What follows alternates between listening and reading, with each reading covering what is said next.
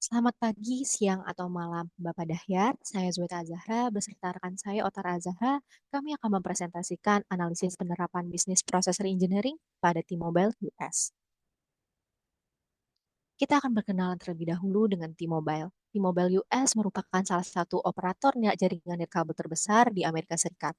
Saat ini, T-Mobile dikenal sebagai perusahaan telekomunikasi besar dengan sekitar 142,4 juta pelanggan dan sekitar 75 ribu karyawan pada tahun 2025.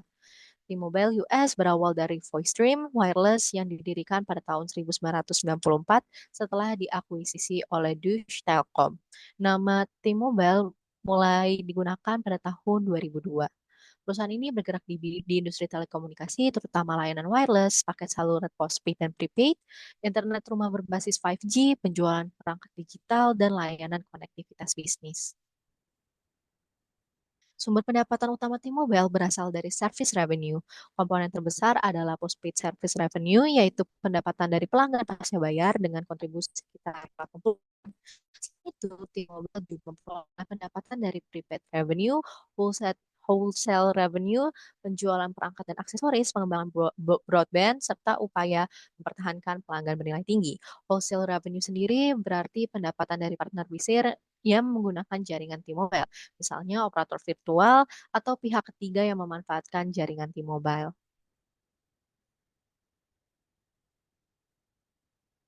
Latar belakang perubahan ini dimulai dari merger T-Mobile dan Sprint yang resmi selesai pada tahun 2020. Setelah merger, kedua perusahaan menjadi satu organisasi, tetapi sistem internal mereka belum langsung menyatu.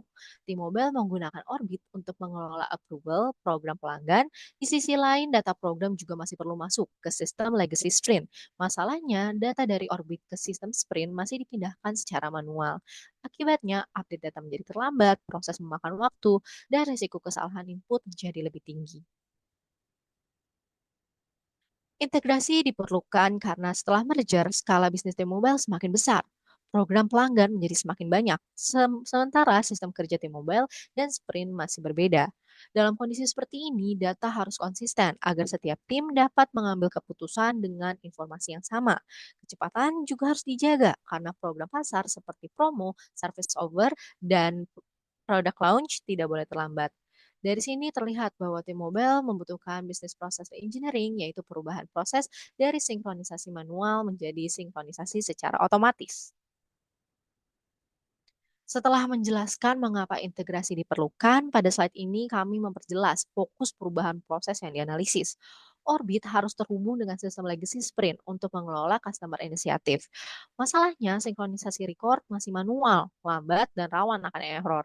Dengan itu, fokusan proses kami adalah perubahan proses approval dan sinkronisasi record customer inisiatif pasca merger T-Mobile dan Sprint. Agar lebih jelas, kita perlu memahami dulu apa yang dimaksud dengan customer initiative. Customer initiative adalah program atau inisiatif perusahaan yang ditujukan untuk pelanggan. Contohnya ada device promotion, service overs, product launches, dan technical initiative. Program-program ini bukan hanya sekedar ide, tetapi harus dikelola, ditinjau, dan disetujui sebelum dilancurkan ke pasar. Orbit dipakai T-Mobile untuk mengelola approval program-program tersebut. Jadi, customer initiative dapat dipahami sebagai program strategis perusahaan yang bertujuan meningkatkan pengalaman dan nilai bagi pelanggan. Next. Setelah mengetahui definisinya, berikutnya kita lihat mengapa customer initiative ini penting bagi bisnis T-Mobile. Customer initiative penting karena berdampak langsung pada pasar dan pelanggan. Kalau approval terlambat, maka peluncuran program bisa ikut tertunda. Kalau data tidak sinkron, koordinasi antara tim juga dapat terganggu. Bahkan, tim bisa salah bertindak karena menggunakan data yang berbeda atau data lama. Karena itu, proses customer initiative harus cepat, akurat, terintegrasi, terutama setelah T-Mobile dan Sprint menjadi satu perusahaan. Next. Kita juga perlu tahu apa itu Orbit. Orbit adalah aplikasi internal T-Mobile untuk mengelola customer initiative sebelum diluncurkan ke pasar. Secara teknis, Orbit dibangun menggunakan Microsoft Power Platform. Orbit memiliki tampilan berbasis Canvas App, menggunakan Power Automate untuk workflow, Power BI untuk dashboard. Dapat dilihat di gambar 1 UI dari aplikasi Orbit ini sendiri. Selain itu, model-driven Power Apps digunakan untuk back-end administration, untuk mengelola record, status, workflow, dan data inisiatif. Jadi, Orbit adalah pusat koordinasi internal untuk input, review, tracking, dan approval customer inisiatif ini sendiri. Yang dapat dilihat dari gambar 2, ini ada model-driven Power Apps-nya. Next. Dalam proses orbit ini ada beberapa pihak yang terlibat. Ada project members yang bertugas untuk mengisi detail customer initiative, ada project leads yang mengatur proses review dan approval, ada business department terlibat secara lintas fungsi, kemudian ada operation analysis yang menjalankan sinkronisasi manual antara Orbit dan QuickBase pada kondisi as is. Sementara Orbit ini berperan sebagai pusat koordinasi dari approval-nya itu. Next. Pada slide ini kami akan menjelaskan proses as is, proses awal dari sinkronisasi customer initiative record antara sistem Orbit milik T-Mobile dan QuickBase milik Sprint. Proses ini dibagi menjadi 3 streamline utama, yaitu project member, project lead, dan operation analyst. Pertama, proses dimulai dari bagian project member. Project member pertama akan membuka aplikasi Orbit yang digunakan untuk mengelola customer inisiatif. Setelah aplikasi dibuka, project member masuk ke sistem, login menggunakan akun yang dimiliki. Setelah berhasil login, project member open Customer Initiative tab, yaitu membuka menu atau tab khusus untuk Customer Initiative. Di bagian ini, project member kemudian mengisi detail inisiatif pelayanan ke dalam sistem Orbit. Data yang diisi bisa berupa informasi program, promo, layanan, peluncuran produk, dan inisiatif teknis yang dijalankan. Kemudian project member mensubmit project initiative for approval in Orbit. Pada tahap ini, inisiatif yang sudah dibuat diajukan untuk mendapatkan persetujuan dari project leads. Jadi sampai tahap ini data sudah masuk ke Orbit menunggu proses approval. Selanjutnya proses berpindah dari Swimlane ke Swimlane Project Leads. Project Leads membuka aplikasi Orbit, kemudian masuk dan login ke sistem Orbit. Kemudian Project Leads akan melakukan task Open Approval tab, yaitu membuka tab Approval untuk melihat inisiatif yang sudah diajukan oleh Project Member. Task berikutnya adalah Review Initiative in Orbit. Di tahap ini, Project Leads akan meninjau isi customer inisiatif yang telah diajukan. Project Leads akan mengecek apakah data, detail, program, dan informasi yang dimasukkan sudah sesuai atau masih perlu diperbaiki. Setelah review dilakukan, terdapat gateway keputusan, yaitu approve initiative. Pada gateway ini ada 2 kemungkinan. Jika jawabannya no, maka inisiatif belum disetujui. Maka proses akan masuk ke task return for revision in Orbit. Inisiatif akan dikembalikan kepada project member untuk diperbaiki atau direvisi di Orbit. Setelah direvisi, inisiatif bisa diajukan kembali. Jika yes, maka proses berlanjut ke task approve inisiatif in Orbit, yang berarti telah disetujui inisiatif tersebut. Setelah itu, data inisiatif siap untuk dilanjutkan ke proses sinkronisasi dengan sistem QuickBase.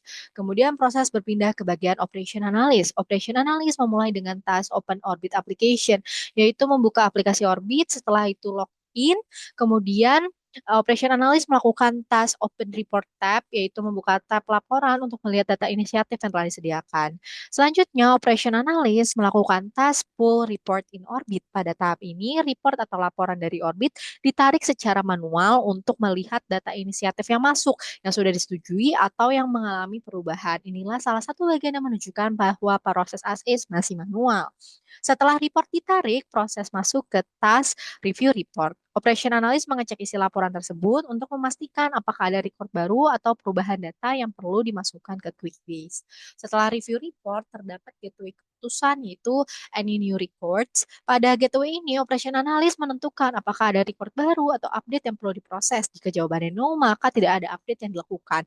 Dan proses berakhir pada event no update. Namun, jika jawabannya yes, maka Operation Analyst melakukan uh, create atau update record in QuickBase. Pada tahap ini, Operation Analyst membuat record baru atau memperbaharui record yang sudah ada di QuickBase secara manual berdasarkan data dari Orbit. Setelah record dibuat dan diperbaharui, task berikutnya adalah save atau validate entry in QuickBase, yang berarti Operation Analyst ini akan menyimpan data tersebut dan melakukan validasi agar entry yang dimasukkan ke QuickBase sesuai dengan data yang ada di Orbit. Setelah data berhasil disimpan dan divalidasi, proses berakhir pada event weekly batch update complete. Artinya batch mingguan telah selesai dilakukan. Jadi dari BPMN ini dapat disimpulkan bahwa proses as is masih banyak aktivitas manual, terutama pada bagian Operation Analyst. Data yang dimasukkan ke dalam Orbit harus ditarik melalui report, dicek lalu dimasukkan ulang ke QuickBase. Hal ini menyebabkan proses menjadi lambat, tidak real time, dan berpotensi menimbulkan kesalahan input. Oleh karena itu, proses ini menjadi dasar diperlukannya BPR untuk mengubah operasi sinkronisasi manual menjadi otomatis. Proses ACC ini memiliki beberapa pain points. Yang pertama, ada data latency antara Orbit dan QuickBase, kemudian manual input, ada resiko data entry yang error, terus time commitment yang tinggi, dan update tidak terjadi secara real time. Dampaknya, tim mengambil keputusan dengan data lama, kerja lebih, data yang sudah ada di Orbit harus dipindahkan lagi ke QuickBase. Data inisiatif bisa tidak konsisten antara sistem. Analis terlalu banyak mengerjakan tugas administratif, dan approval dan koordinasi menjadi lebih lambat. Next. Nah, awalnya sistem Orbit dan QuickBase ini sudah ada ide untuk diintegrasi dengan API. API itu apa? Itu adalah Application Programming Interface. Jadi, data dibuat di Orbit, kemudian API mengirimkan data secara otomatis, dan QuickBase menerima update-nya. Namun, eh, terdapat hambatan karena sistem legacy Sprint kurang cukup kompleks, dokumentasi API juga tidak tersedia secara memadai, sehingga tidak ada panduan teknis yang cukup untuk membangun koneksi API secara aman dan cepat. Karena itu, T-Mobile membutuhkan solusi yang bisa bekerja dengan sistem lama tanpa membangun custom API yang terlalu kompleks. Next. Solusi yang dipilih adalah Robotic Process Automation atau RPA, yaitu dengan Microsoft Power Automate Desktop. Jadi apa sih si RPA ini adalah si RPA itu adalah otomasi berbasis software yang meniru langkah manusia saat menggunakan aplikasi. Dalam konteks T-Mobile ini, RPA cocok karena dapat bekerja lewat tampilan aplikasi seperti login, klik, mencari record, mengisi data, dan submit. Dengan RPA ini, record di QuickBase tidak perlu dibuat dan diperbaharui secara manual lagi oleh operation analyst. Baik, berikutnya pada slide ini kami menampilkan output test 2B. Setelah dilakukan business process reengineering, berbeda dengan proses as is yang masih banyak dilakukan secara manual oleh operation analyst, pada proses 2B ini sinkronisasi record sudah dibuat otomatis dengan bantuan RPA atau Robotic Process Automation. Nah, alur utamanya dimulai dari project member. Pertama, project member membuka aplikasi Orbit, lalu login ke Orbit. Setelah masuk, user membuka Customer Initiative tab, kemudian mengisi detail Customer Initiative di Orbit. Data inisiatif ini kemudian bisa berupa program promosi perangkat, penawaran layanan, peluncuran produk, atau inisiatif lain yang perlu diproses oleh T-Mobile. Nah, setelah detail inisiatif diisi, project member melakukan submit initiative for approval di Orbit. Dari sini, proses berpindah ke project lead sebagai pihak reviewer atau approver. Project lead kemudian membuka aplikasi Orbit, login, membuka approval tab, lalu melakukan review terhadap inisiatif yang sudah diajukan.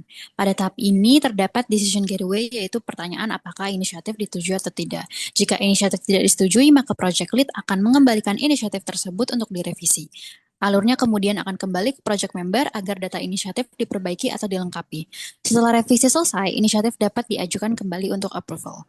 Namun, jika inisiatif disetujui, maka project lead melakukan approve inisiatif di Orbit. Nah, lalu proses apa sih yang berbeda di 2B? Jadi yang pada proses sebelumnya, operation analysis itu harus menarik report, mengecek perubahan, lalu membuat atau merubah record di QuickBase secara manual. Tapi pada proses 2B ini, setelah approval dilakukan, proses sinkronisasi record dijalankan secara otomatis oleh RPA. Nah, jadi proses ini kita buat sebagai subproses. Nah, di dalam subproses ini yang dilakukan oleh RPA itu sama seperti pada SS sebelumnya yang sebelumnya dilakukan oleh manusia.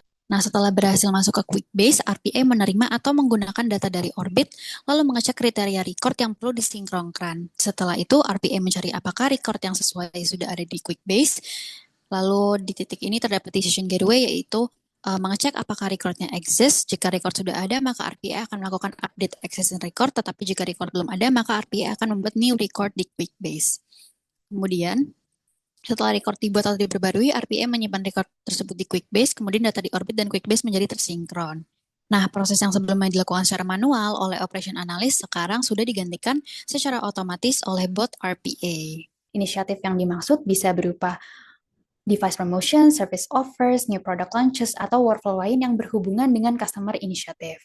Nah, setelah inisiatif tersedia di orbit, Cloudflow berperan untuk mendeteksi record yang baru, berubah atau memenuhi kriteria tertentu. Jadi, Cloudflow tidak menjalankan pekerjaan di Quickbase, tetapi berfungsi sebagai trigger atau pemicu. Ia membaca kondisi di orbit dan menentukan apakah data tersebut perlu diteruskan ke proses sinkronisasi. Kemudian, jika kriteria ditemukan cocok, maka Cloudflow mengaktifkan Desktop Flow. Nah, Desktop Flow ini menjalankan RPA, yaitu bot yang bekerja melalui user interface Quickbase. Jadi, RPA melakukan langkah yang sebelumnya dilakukan manusia, yaitu membuka Quickbase, mencari apakah record sudah ada, lalu menentukan apakah record harus dibuat baru atau diperbarui. Nah, kemudian RPA akan mengecek jika record belum ada, maka RPA membuat record baru, namun jika record sudah ada, maka RPA memperbarui record tersebut sesuai data dari orbit.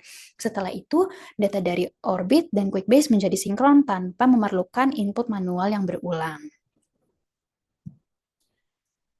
Berikutnya di sini adalah perbandingan proses 2B dan SS.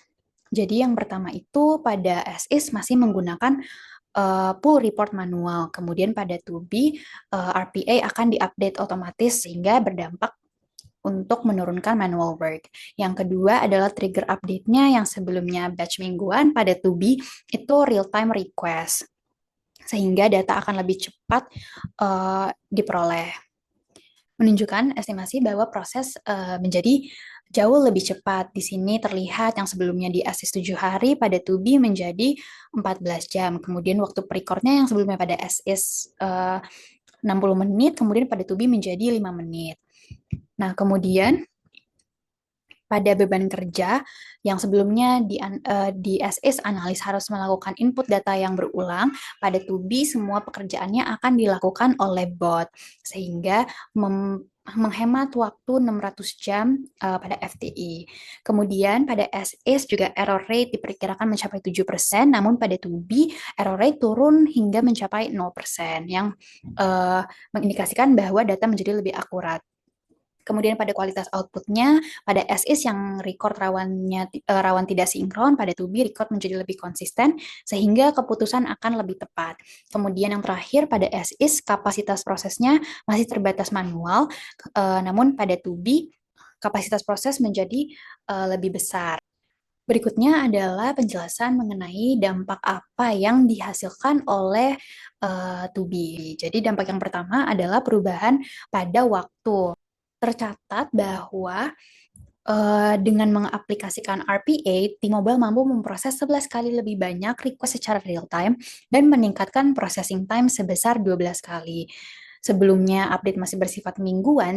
Nah, setelah Tubi diterapkan, update tidak lagi harus menunggu batch mingguan, manual update digantikan oleh otomasi. Karena itu, tim memperoleh data yang lebih terkini dan operation analyst tidak lagi menghabiskan waktu untuk menarik report secara manual, sehingga analis fokus pada kerja strategis. Kemudian dampak perubahan pada efisiensi operasional. Jadi di sini tertulis bahwa RPA ini mampu menurunkan FTA per tahunnya hingga 600 jam, kemudian 12 kali efisiensi proses meningkat, dan 11 kali lebih banyak request sinkronisasi real time. Itu bisa terjadi karena beban analis menurun, sehingga waktu administrasi pada analis itu semakin berkurang karena record dibuat otomatis, sehingga bot menggantikan pekerjaan analis yang harus menginput proses berulang. Nah, dengan bantuan bot ini, update menjadi lebih konsisten karena sinkronisasi tidak lagi tertunda. Dan analis juga lebih fokus pada kerja strategi. Kemudian adalah dampak pada akurasi, yaitu yang sebelumnya pada SIS ini sudah disebutkan juga sebelumnya bahwa error rate itu mencapai 7%. Kemudian setelah implementasi RPA, error rate turun hingga menjadi 0%, menunjukkan bahwa ketika input manual berulang dikurangi, kualitas data meningkat. Bot menjalankan proses create atau update record berdasarkan aturan yang sama sehingga variasi kesalahan manusia dapat dikurangi juga.